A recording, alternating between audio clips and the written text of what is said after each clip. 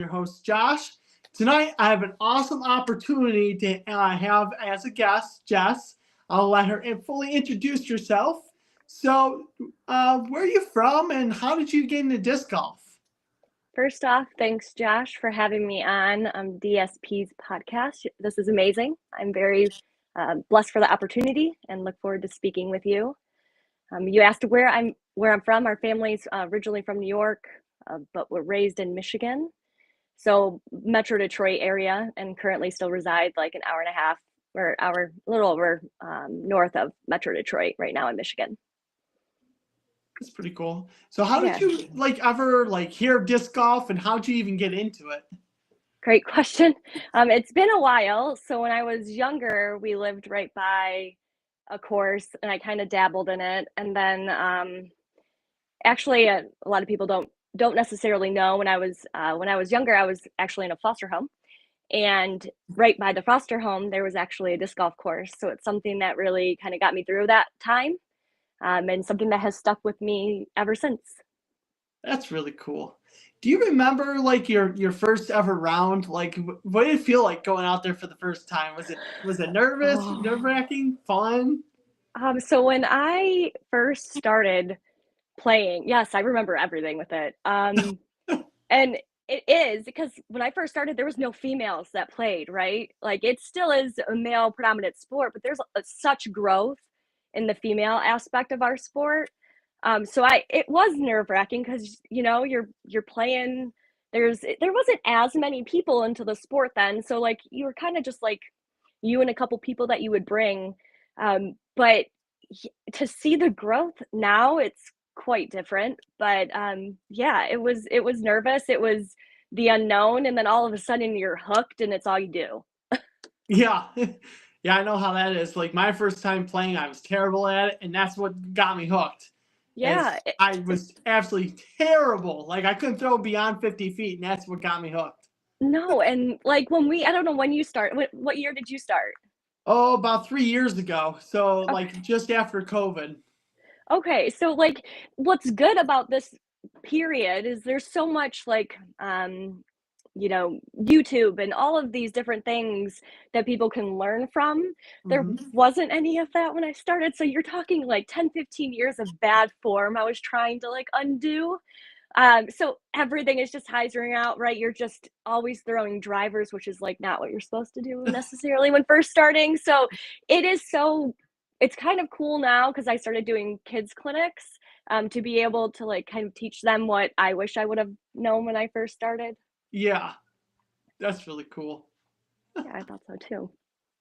So can you remember what drew you to go from playing recreational to what drew you into doing tournaments? Kind of get on the competitive side.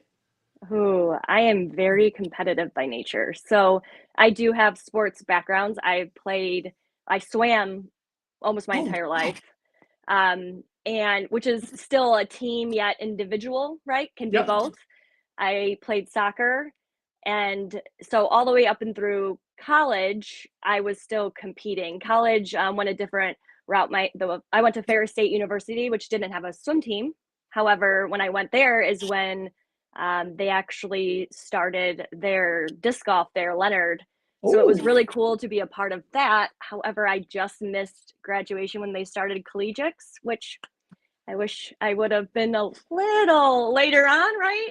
yeah. Um, so what I think because of how much I loved competing to begin with, I always really wanted to get back into that. Like I would do like travel, whatever, soccer. I would do whatever I could to try to do that. So Yep. when I actually played a long time before I knew that there was really tournaments, right?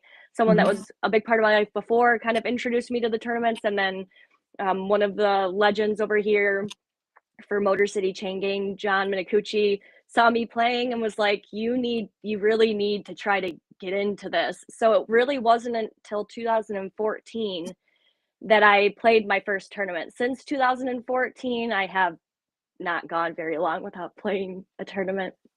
That's really cool. And that's really awesome that you've been in the sport this long and still continue to grow with it. Yeah, I honestly, this sport it means so much to me.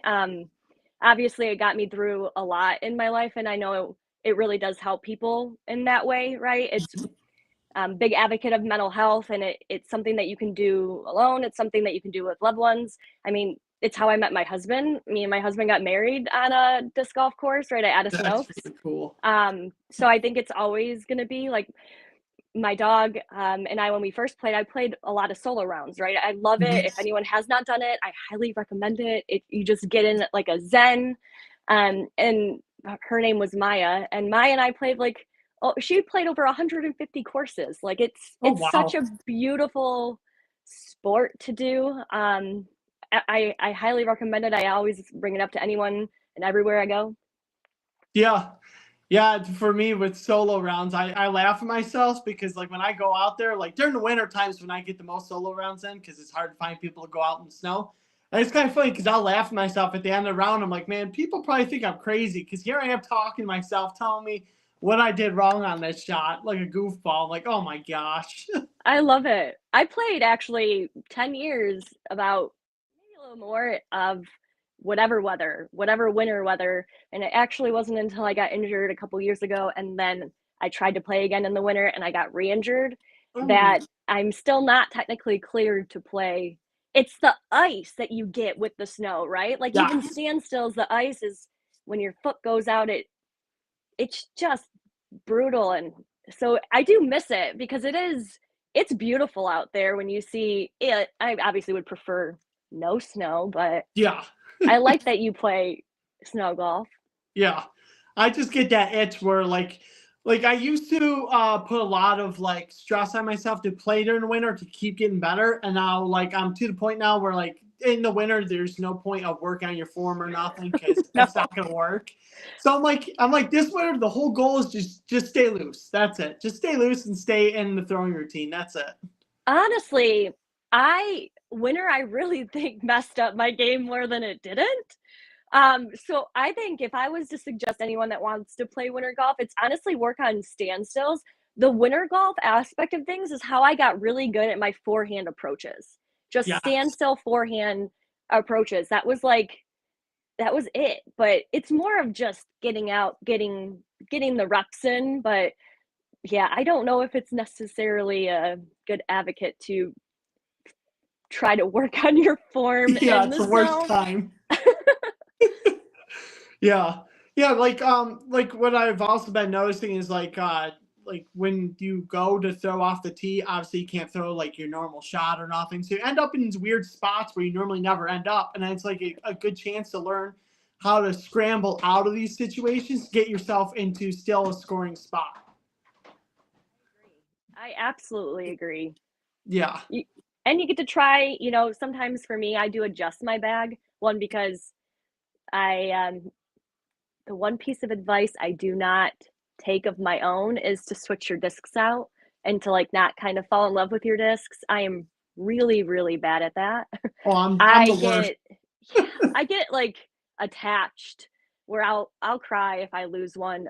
So I do switch them out for the winter, and I'll go a lot more lighter weight because you have so many bundles and layers and all of that stuff on. So Yeah. and it sometimes is cool because then like some of the discs that I fall in love with in the winter, I'm like, how do I maneuver this one back in my bag? Yeah. Like for me, like I have so many of the same. Like I only throw a couple molds, but I have tons of the same runs. So Yeah. I'll have like a whole winter set where it's just the same disc, but a whole bunch of like used versions of it that are Mhm. beat in. Where I just don't care if they get lost. So that's what I Okay, do for the winter. I have to ask you a question then. You said that you bag multiple molds. Do you do that in your normal bag in the regular season? Yes, I only have a Same. couple molds.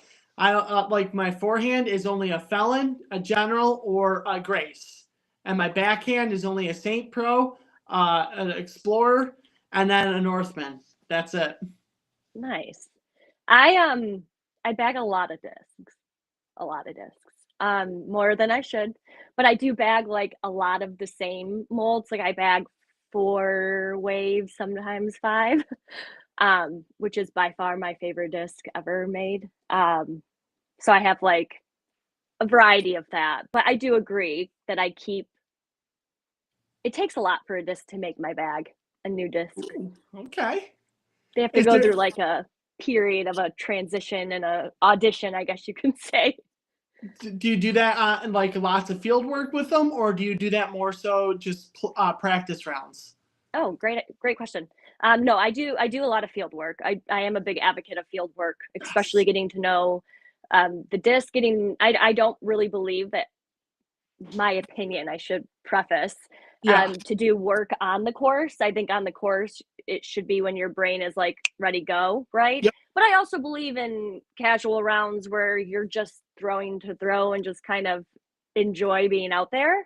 But Hmm. no, I'm a big advocate for field work, and that's usually where I will end up working. And if something is going to get into it, I with MVP, I always want to make sure I'm proficient in molds. So I will do my due diligence to know what needs to be and who it could be good for, what to recommend, how it feels. But that doesn't mean it's going to make my bag. Yeah. So since you said like you feel a lot MVP, so is that because you're sponsored by MVP where you have to be 100% MVP, or Yeah, so I have been with MVP Disc Sports since 2019 season. I think it was nice? mid to end of that mid season.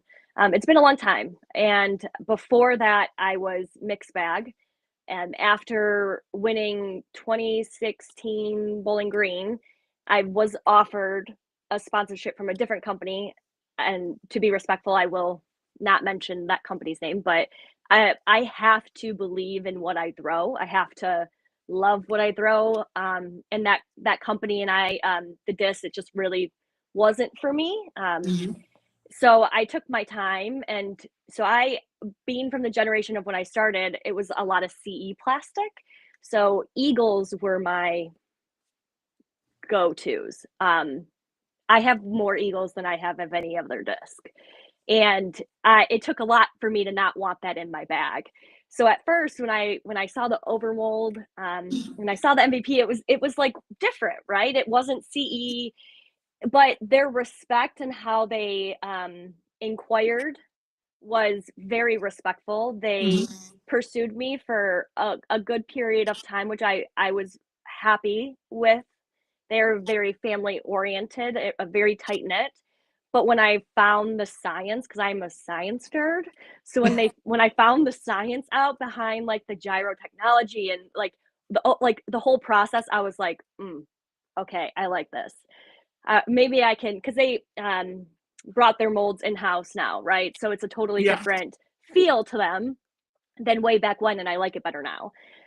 But then I got the wave in my hand, and I was like, okay, I love this, and I was sold. That's really cool. Yeah. So, how do you feel about the trail? Because I that was the one MVP disc I seen everybody throwing this year, and like it was like, what, like why? Like, what's the big hype Ooh, behind it? got it. You if you have not thrown a trail, you need to. So, um, it's not ever. A lot of people were like, it was kind of like a wave. It's not, in my personal opinion, like a wave. It's a faster crave, in my opinion. So it's like a lot more straight. It doesn't have, okay, so depend on the weight. It does not have turn for me. The ones that if I come on top of it, I can get it to hold an absolute Annie. But if it's a hyzer flip for me, it's dead nut straight and it goes so far. The glide on it is fantastic. But the secret that I really love about the trail is how amazing it is forehand. Now the fission trails for me were very understable. So like you're talking about for a righty backhand, it would just hold a Anheuser, but it has such glide. It is such a fantastic disc. They rocked it. Yeah, It doesn't feel like a 10 speed. yeah. Obviously, I can't throw them. I'm not allowed to. So, Oh, I yeah. seen everybody like bagging them. Like, oh wow, that's must be pretty good if everyone's bagging one. It is an amazing disc. But how long have you been sponsored with Trilogy? I'm not. I'm part of the fanboy, so I don't have official sponsorship. I just since I started, I've always just done trilogy. So I was like, why fix something that's not broken? So I love it. I love the commitment to it. That's dedication, and you represent them well with it still. yeah, yeah. It's just one of those things where like once I got a felon in my hand, I was like I fell in love. I was like, all right, that's the only disc I ever really need. So we're perfect. We're good. I love it. Yeah. So, what else is in your bag? What's your full bag lineup? Because you say you have Ooh, a lot of discs in there. we would need a lot more time. Oh, um, you got tons of time. the wave is by far my favorite disc. It is another, I would say, I can't say Neutron and Fission both. I absolutely love them. So with the gyro technology, basically, why I don't go to Streamline. Let me just say that I have a couple in Streamline. Nothing against them, but now that I fell in love with the overmold and the gyro technology, I do stick to that. So I bag a bunch of waves. Because the waves have the same core as like the Fission Photon. It's a really good sister pair. So the Fission Photon is like my beefy, overstable driver. Mhm. Um, and then I have my trail. And then I do for like more fairways, I have a Crave and a Volt, which are um, very straight flying, straight to stable. And I can say for forehands would be Wave, Trail, and Volts are really big for my forehands. I do like to have a mold that I can use for a variety, either backhand or forehand. Um, for my go-to mids, I will say the Detour has been an amazing addition. It is a neutral flying to understable. I do appreciate hyzer flipping, but something else that I really like about with the gyro technology is the limit amount of effort that you really have to put into it. Mhm. With the the science behind it is absolutely amazing, but you almost have to try to not throw hard, I guess is a good way of saying it, which is really better for your body. Yeah. But with the rotation, like it's almost like you can hit things and it just keeps going. It is crazy. I'm telling you, one day if you're gonna try it, I'm not gonna talk you out of your trilogy, but it's amazing. So other mid ranges are Tempo is an amazing one. It's a straight to stable. My overstable ones would be my Reactor and my Pyro. And then the best putter ever made is the Envy. It is. Okay. Um, so that's my main throwing putter, and I do putt with those as well. And then so everyone talks a lot about how MVP discs are great, but their putters are so good. So I do bag a hefty amount of their putters, their MVs, their proxies, the Streamline. I do bag their Pilot, which is a Streamline mold, and their Stabilizer, which is an overstable Okay. putter.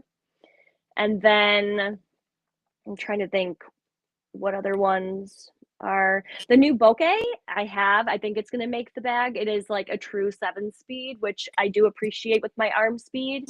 And I have been this off season, I've been dabbling in the Rhythm, which is another 7-speed, and to see how that goes. But it's very similar to my Virus, which is a 9-speed. And then my Inertia as well as another 9-speed, which is like a secret weapon. So yeah, Oh. I do bag. I bag a lot. Do you putt with the pixels ever, or even tried them? Because I see a lot of people putting this year with pixels, and it's like, oh, A okay. lot. A lot of people do. So a little while ago, I suffered from the yips. I'm not sure if you've heard. People get either lucky to experience that or not. Oh, I did this whole season. It was great. I really wish people would talk more about it because it's a lot more than people realize. Yes. It is. We could talk a lot on that. So I am. It's a hard. So basically, what I was putting with before when that happened was a similar deep rim. It was technically a Pilot, but it was very deep, and I had to go completely and utterly away from anything that felt like that.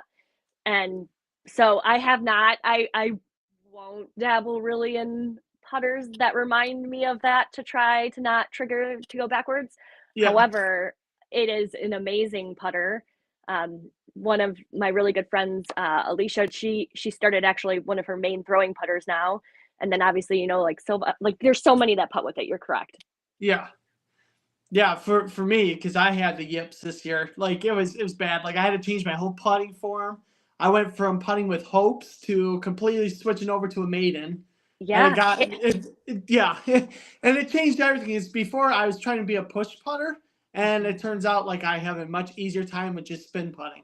And I used to be terrified of spin putting because if you miss, it's a long comeback. But now I'm to the point where I can do the comebackers, where it's like, all right, it's not that big of a deal anymore. It's all up here. Yes. So I call myself like a smush. Yeah. So I clean teeth. So I'm a dental hygienist, and so cleaning teeth, I had carpal tunnel. So the whole spin, like it does not work as well for me. But there's a lot. I could talk a lot about this because it was. I think a lot of it is pressure that is put on people, right? Hmm. Especially now with social media and the volatility that can be out there. I'm super big about empowering, so I don't care who I play with. Like, yes, we're there to compete, but the camaraderie is really huge. So Yeah. I think when people start to have these expectations, it can really start something going on in the brain, right? And then you have the physical and demand of things, and it's just a mind body disconnect that happens. And so many people were like, "Oh, you're not practicing." I don't care how much someone can practice. It doesn't happen in practice. It doesn't happen Yes. when you want it to happen. You have no idea when it's about to happen. And this is the first season that I actually started to feel on the other side of it. So you're talking almost 3 full seasons that it could just come and go Uh huh. whenever it felt like it wanted to. Yeah, like for me, I had the yips so bad where I actually had to seek out like a sports psychologist. Alyssa, I had her on a few months ago, and we were talking about it, and she kind of like got me to realize that like I always focus on the result of like, oh, if I miss this, this is gonna be terrible, and she got me to realize that if you miss it, it's not that big of a deal. It's fine. Yeah. Big deal. You missed it. You're not playing for millions. It doesn't matter. Yeah. So that kind of got me to relax a little bit, and I started being able to make 5 footers again. So I, it's the short ones that really trigger it. Like you can walk yes, away and I'm like, circle edge, no big deal. You get up to a 5-10 footer and you're like, what's happening? yeah, and then after you miss it, you stand there like, oh, did I do something wrong? And then then the whole round you're changing everything. It's like you just have to reset. It's like, oh well, it happens. Big deal. Josh, it was so bad for me that like, cause my husband and I, we went and did like the East Coast tour for 3-4 years for the pro tour. It got so bad when doing that I was upside down turbo putting just to be able to get out of my head. Yes, Yeah. it's for real. And that's why when so many people like talk about that or their nerves for that, when you have that many people like lining your fairways and you know that if you're missing a putt, it's getting posted. Like it's easy. It's so easy to even think of that to do that.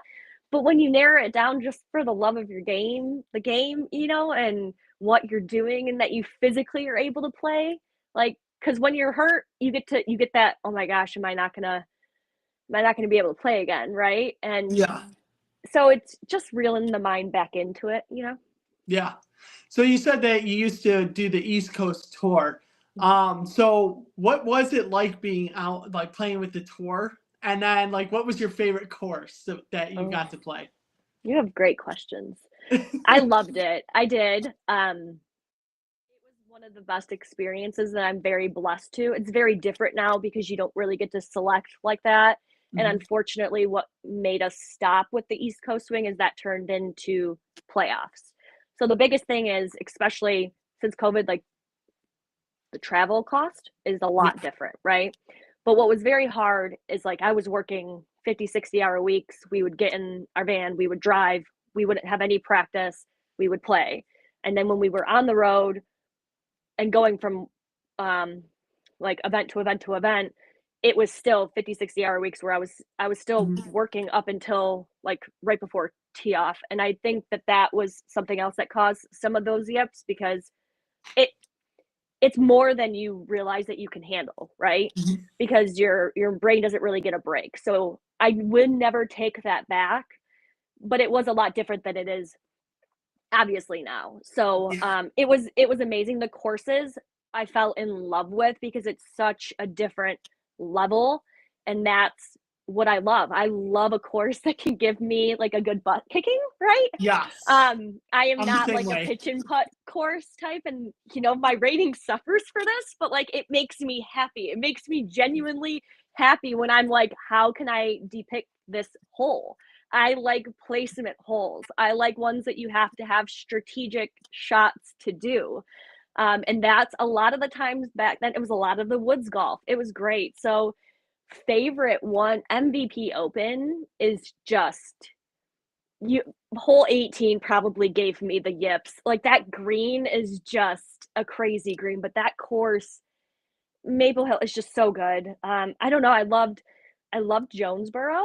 That was a really great course. Throw Down the Mountain, now Olympus, was another phenomenal course that I got to play when we did like Hall of Fame Classic at WR Jackson. That was by far my favorite course. No longer RIP. That makes me sad that it's no longer there, redesigned. Vermont. Vermont was that those. If anyone hasn't played those in Vermont, like Smugs is. I don't know if I can pick, Josh. I don't know if I can pick. There's so many good ones. No, the Preserve. Oh my goodness, that was another great one. Oh, I would probably no. I can't pick. Just all of them. All They're of just them. so good. We did go to the only one we went on the West Coast is we did go to OTB, and that was a great course as well. We have never been over there, but I don't know. And they have so many awesome volunteers. Like they wouldn't be able to make it possible with all those and like the spotters. It's just a total vibe. Yeah. So, like, have you ever like stopped in Buffalo? Like, have you ever made a stop in Buffalo playing the courses here, or No, I no? haven't. So Okay. my family that lives that we're still from there, right? Yeah. Ronkonkoma, Long Island. So I Okay. have Well, not that's actually far been. away. Yes, yes, Yeah. but I Because do want to go. yeah, because you said Maple Hills, and like most touring pros, like when they're on the way to Maple Hills, they'll stop here, play Bond Lake quickly, and then keep going. It's on my bucket list. Oh, okay, cool. So that'll be pretty cool. So, of all the courses you have, like in your area, like, do you have a favorite one that you prefer to like practice or constantly play at? Hmm. We are blessed in Michigan. So we are, I think, the second ranked for how many courses in the United States. I think Texas is first. Okay. So I could be, you can fact check me on that.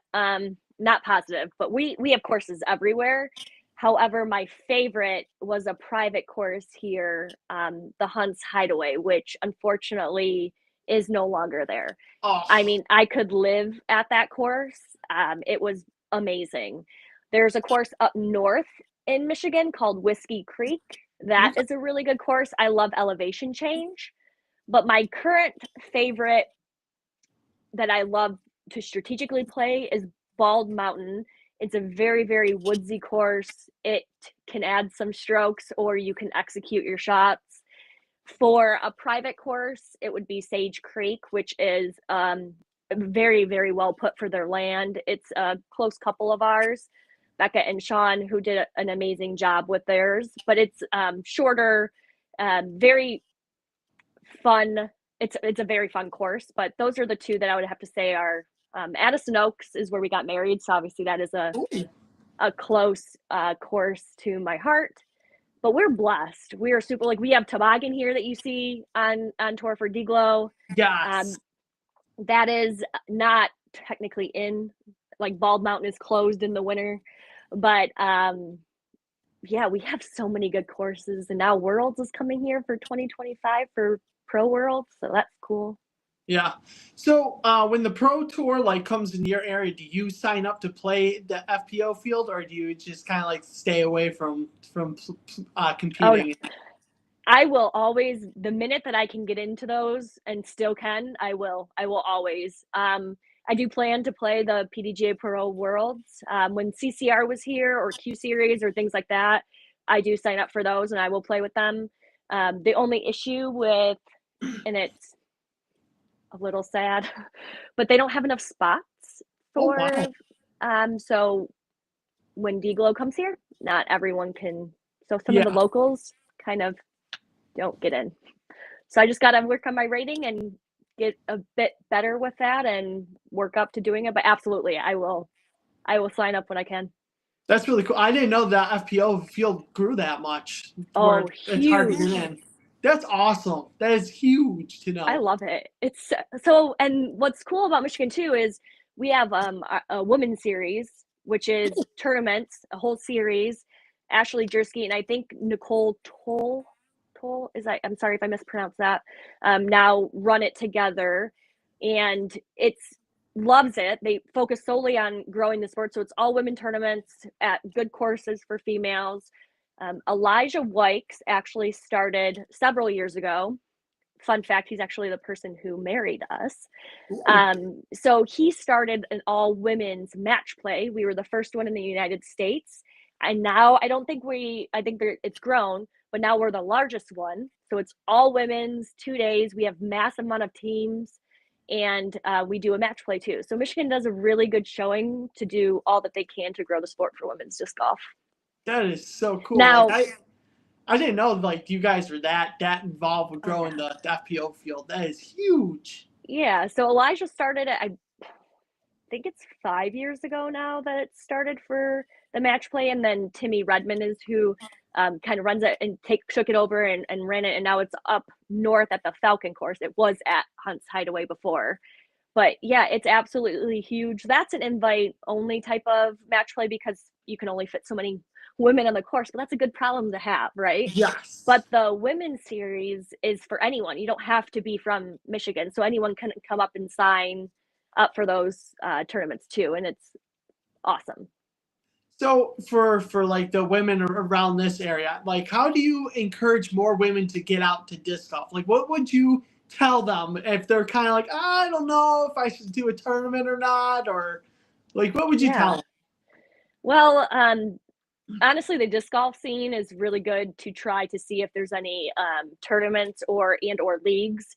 But if they haven't picked up the sport yet, I necessarily wouldn't encourage them to feel compelled to have to dive into tournaments, right? Mm-hmm. The sport can be enjoyed in like so many different levels, and I think that's why I love it.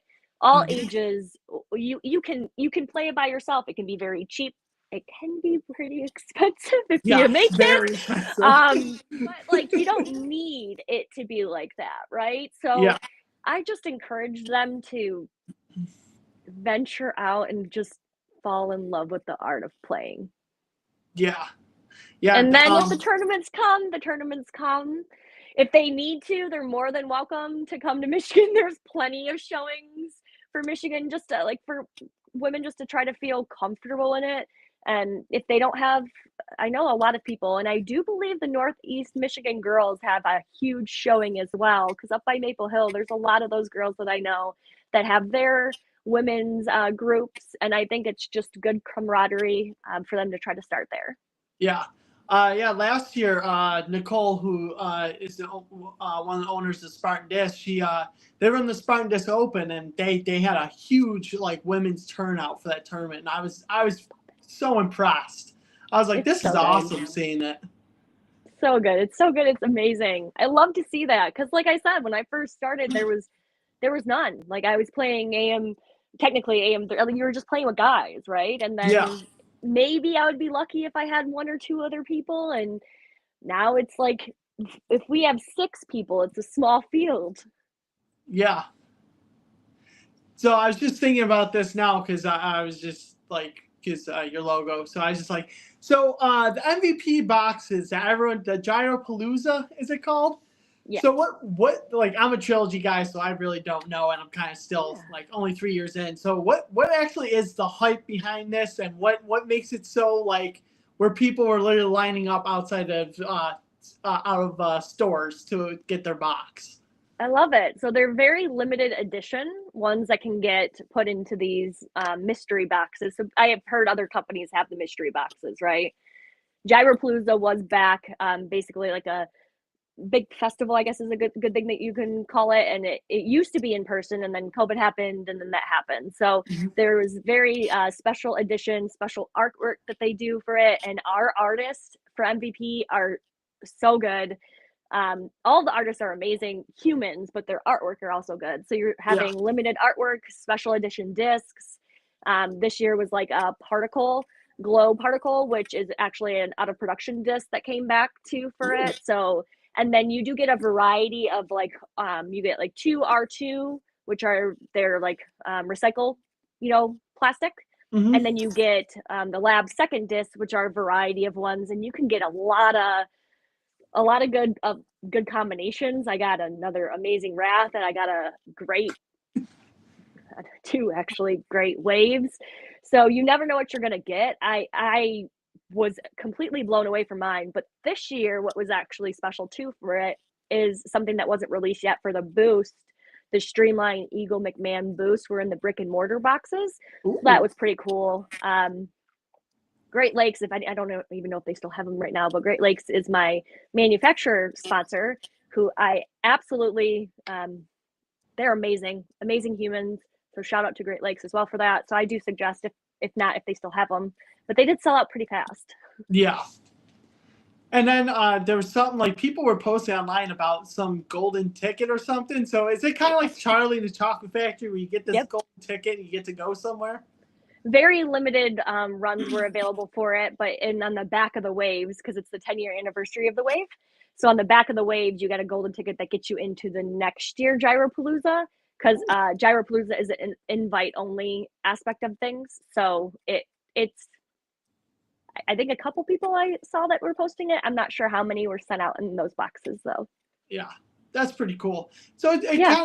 it's pretty cool. It's kind of like what us trilogy guys get to look forward to. We have what was called the Royal Box.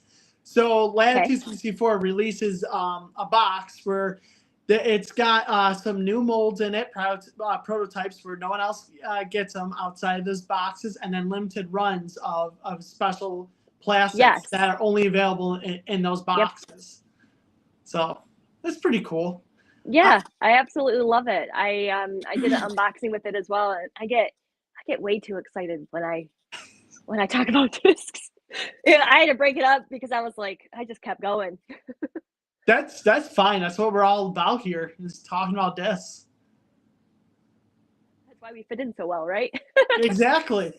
Yeah, it's always good to see manufacturers getting these boxes together and getting a hype out about their products. It's always really cool to see them like doing that for the players.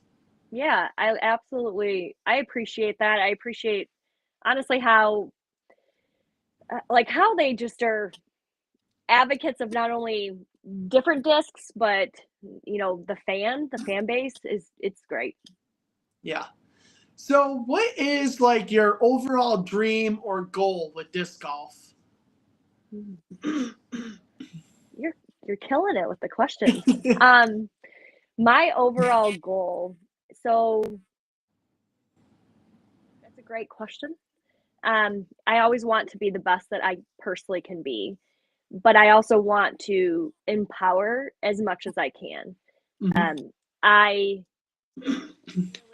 I love the sport, but I love to watch the growth of the sport. So if I can help people continue to do these kids clinics and then also pursue my own dream in competing the best possible that I can, I should say that's my goal. And I'm not too far away from masters. So Yeah. maybe, some titles in that division. But as of right now, I think that's it. Just continuing to empower the growth of this, especially on the women's side, and to continue to compete to the best of my ability. Yeah. So, do you watch a lot of like coverage like of the Pro Tour? And if you do, who do you look up to in the FPO field? Oh gosh, yes, I do, and I still even watched it when I was out there playing with them. Um, there's so many. There's I can't even just give some pro tour girls shout outs. There's so many women that do empower, like local amazing Lindsay Moss, who's great. Alicia Schaefer, right now she is hurt, but she is. You're talking about two of an absolute all stars of Michigan that don't get credit wise for it. But if you're talking strictly pro tour, obviously Kristen is just an absolute beast, and I do appreciate the fact that she's prioritizing her and her mental health. But what she has done to this sport is absolutely fantastic. Kona was one of my, and she's a good friend of mine, but she's an amazing player. I love how long she's been playing. Her skill is amazing. She's a professional on and off the course. Lisa Fakis has always been like, there's too many that I can't, there's too, but I don't think I've ever played a unfavorable bad round with Lisa Fakis. She vibes, and I've thoroughly enjoyed playing with her. It's not even funny. I know I'm gonna probably dream about this question right later on because I'm like, who did I miss? But honestly, how and when I see players like that that went through adversity and came out on the other side, like, we're not perfect, right? Yeah. And I appreciate, like, no, do I want anyone to suffer? I didn't want to see Kristen go through that, or Kona go through anything, or like, I don't want to see that. But I appreciate when they're honest with that, because it does happen. We are humans, right? And that's what I like to see for that sport moving forward.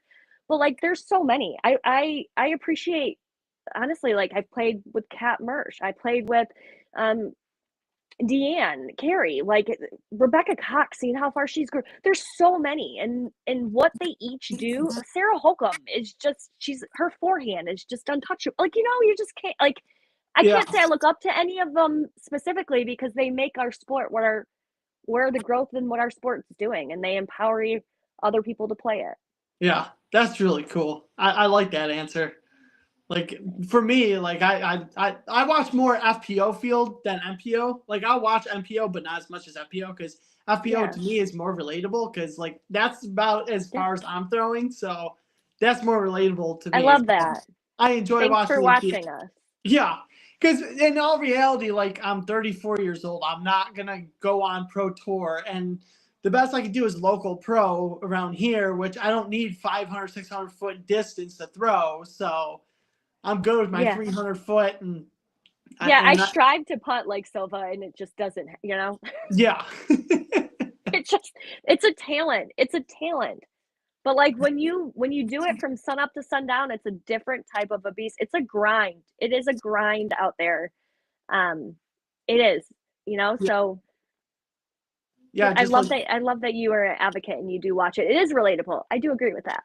yeah. And it's pretty cool watching Owen, like, just drain her putts like it's nothing. It's like, oh my That's gosh. another one. Owen is another one that she's just absolutely amazing to play with. She's a sweetheart off the course as well. But I don't even understand it. She's just next level. She's a Yeah. baller.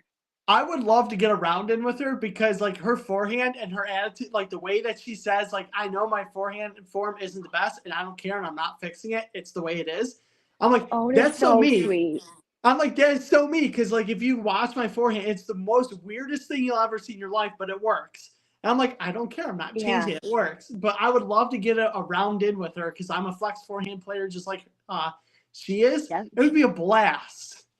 Yeah. Yeah. So she is a huge proponent to just continue to work on you and what works for you.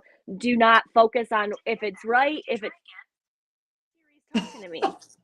If I didn't even talk to her. It's like, she's just like, work on what's working for you, right? Like, so many things are out there about, like, it has to be like this, it has to be like that. It doesn't. Like, if it works for you, it does. And then if it doesn't, then you need to do some tweaks. But yeah, she's another one, just rock star. Yeah. It's yeah, anytime that she's on an interview or something, I'm like, oh, I gotta tune in on this one. This is great. And how she looks like that on her interviews, and her poise, but yet her, like, bubbly personality is exactly how she is. Yes, that's what everyone says. Like, Yes. like Alicia, she's a local player here who went out on tour for a couple tour spots, and that's what she said about it's like, she's just so bubbly, just always just like just enjoying everybody, and just like the life of the party. Yeah, and I love it. Like, one of my main, I don't want to say goals, but like, when someone's done playing with me, I always want them to feel that it was an enjoyable round, right? Like, Yep. we've all been in situations where it wasn't as enjoyable as we would hoped, right? And I want it to be to a point where there's camaraderie mixed with competition. You can empower people, but yet you can still want to beat them. Like, it's okay to have both, right? Yeah.